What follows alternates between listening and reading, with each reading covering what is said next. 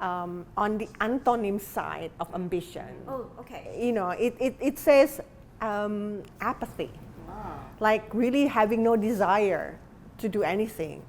So to me, that's like, would you like to be that side of the person, right? A apathetic person, or you want to have some ambition, which is some drive in you.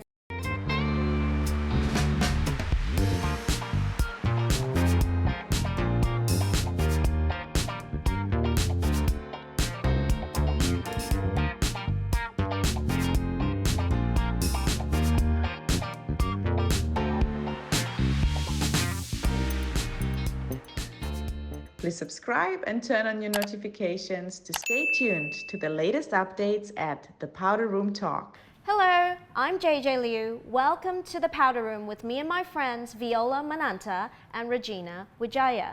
The Powder Room is where we get real, and today I love the topic that we're going to be talking about, and it is ambition is not a dirty word.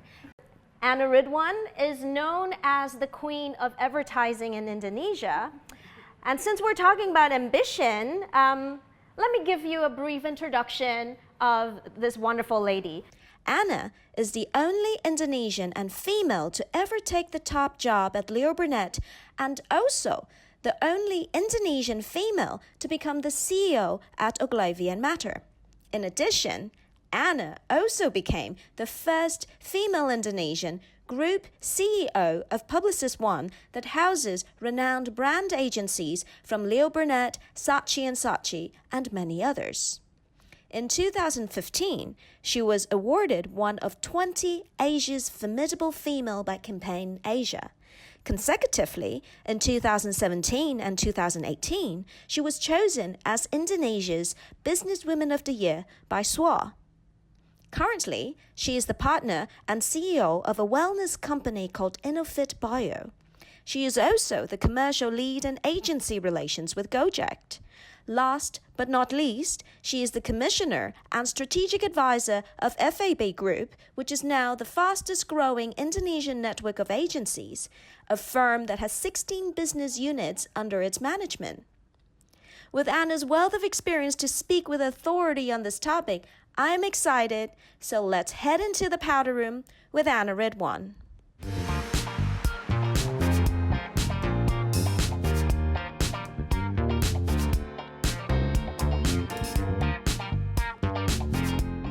I mean, talk about ambition, and that is such an impressive accolade. Well, good day to you, and welcome to the powder room. Hello, Anne. Nice to have you here. Thank you. It was so impressive. I was like, okay. I know. I was like, I had when you to heard feed about off. it, I'm gonna go now. even when I was thinking about it, I'm like, oh yeah, but it just feels biasa aja gitu ya. But okay. Yeah, thank you. I was like, I got to read it off because I don't want to make a mistake of your even had to wonderful read it off. journey. It was so much. Yes. Yeah. So Thank you, so JJ, Regina, and Viola for having me here. Yeah, so thank you so much today for coming here. Like when I heard about you from JJ, I was like, she's very impressive. Yes. Suddenly you felt like, okay, whatever that we have done, maybe it's very different. But I'm so glad to have you here because I've been in corporate life as well. So I think we're gonna talk a very interesting topic about ambition today. Yeah. But Maybe also surprising for many actually what we're going to talk about. Yes. Today we're having the popular scones from MH Bake Shop and also coffee sponsored by Kopi Keren. We're having it all on this beautiful servingware from Chris's home. You can check them all out on their Instagram pages. we were talking that ambition does not define who we are. But then also ambition is something that sounds very, how to say? It's like a hot topic Hot topic, especially for women. Sometimes people do say to me like, Regina, you are too ambitious. I was like, does that good or is that bad? Why it sounds so negative in a way? Or sometimes they say, oh yeah, you are not married because you're too ambitious. And even we've been often told to like dumb it down. Like I get that comment a lot, right? Like you should dumb it down. And leading It's into hurtful, right? For you? And I actually just wanted to share I looked up in the Oxford language about how they actually define the word ambition, and it goes, it is a strong desire to do or to achieve something, typically requiring determination and hard work.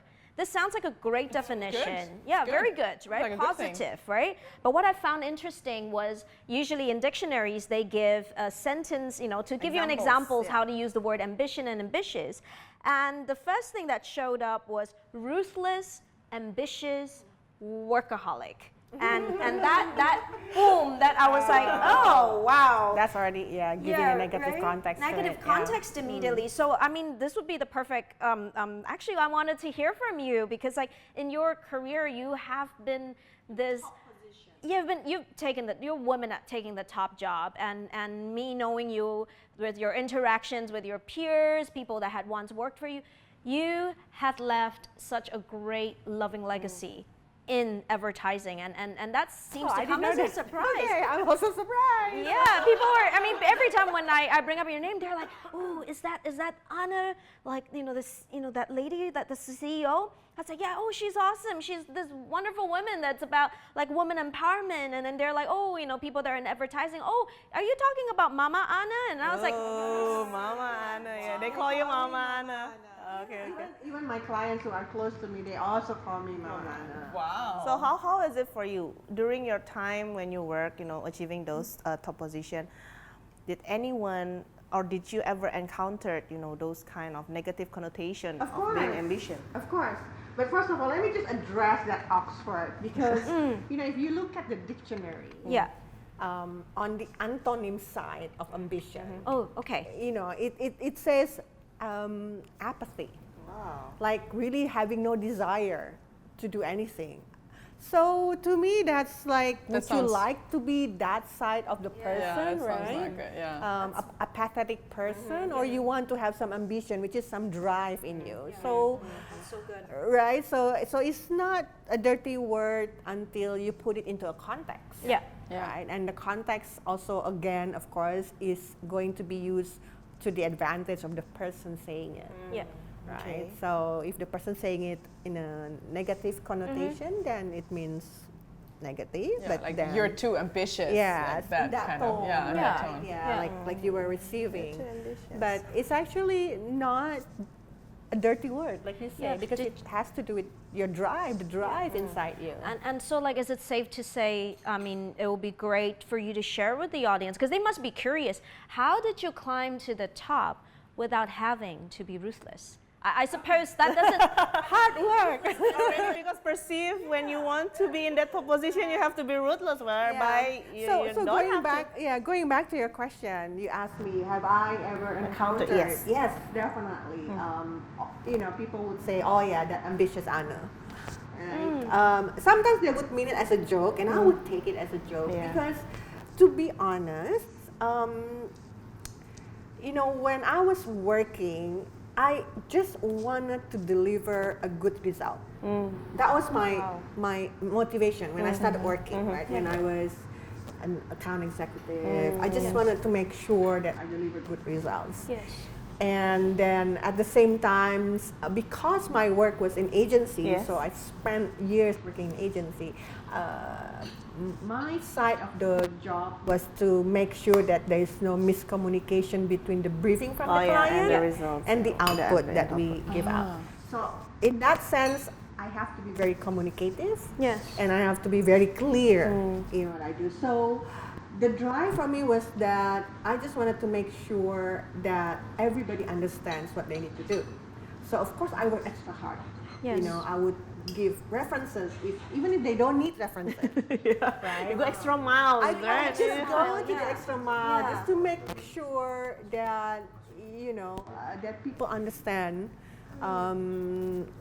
the context of the brief, for instance, and people understand that that's what they want. So even when the clients make revisions, I would ask them back. It's not like I just take it and run with it. I ask, why the revision?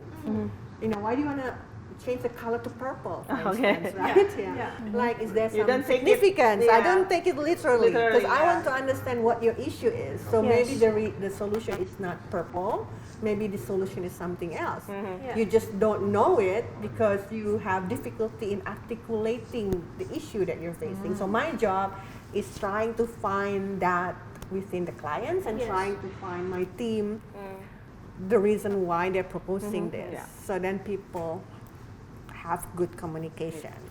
And so I work extra hard, of course, like you're saying. I go extra mile, and because many people are probably not comfortable seeing other people doing A better job than them. a better job or are doing more than they should because they are not, then they would label the person a certain way. And that is normal. That is normal. Because you raise the bar for everyone basically when you do that, right? Probably. Yeah. Without me wanting it that way. Yeah. It's just me because I want to fulfill my own purpose, I would say.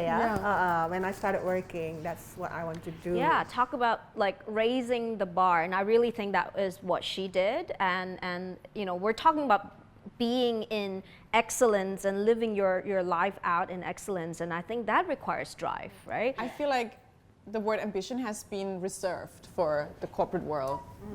I mean, in people's minds. But I honestly think that ambition is not tied to the corporate world. It can be in any part of life. You can be ambitious in That's a sports. really You can good be point. ambitious in getting married early. You know, and I see that ambition in lots of Asian girls. Like, Yes. I want to marry early and have children. That's an ambition. Or I want to. I see lots of mothers.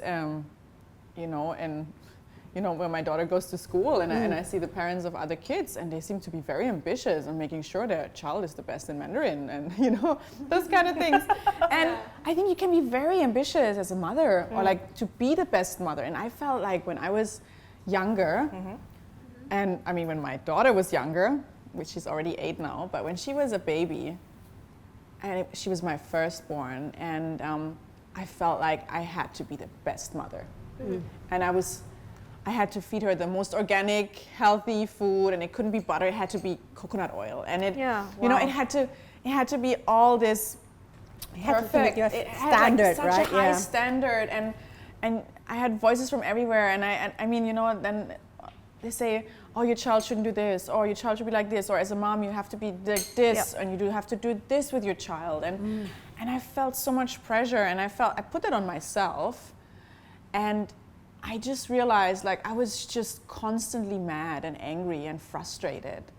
And I felt I wasn't a good mother, even though I would feed my child the best food. And I you know, I would do all these things, but it was so hard. Like it was so frustrating because I was failing all the time. And that's when I noticed that I had to realign. I had to readjust my picture of a good mother. And I had to change my ambition. I felt like I had to change the way I was mothering. And doing that, I'm still an ambitious mother. But I don't think you change your ambition. You still want to be the best mother. That's your ambition, right? Yeah. It's how. It's the approach that you change, right? Yeah. What makes me a good mother? Is it that I'm grumpy all the time, but I feed you the best food? You know.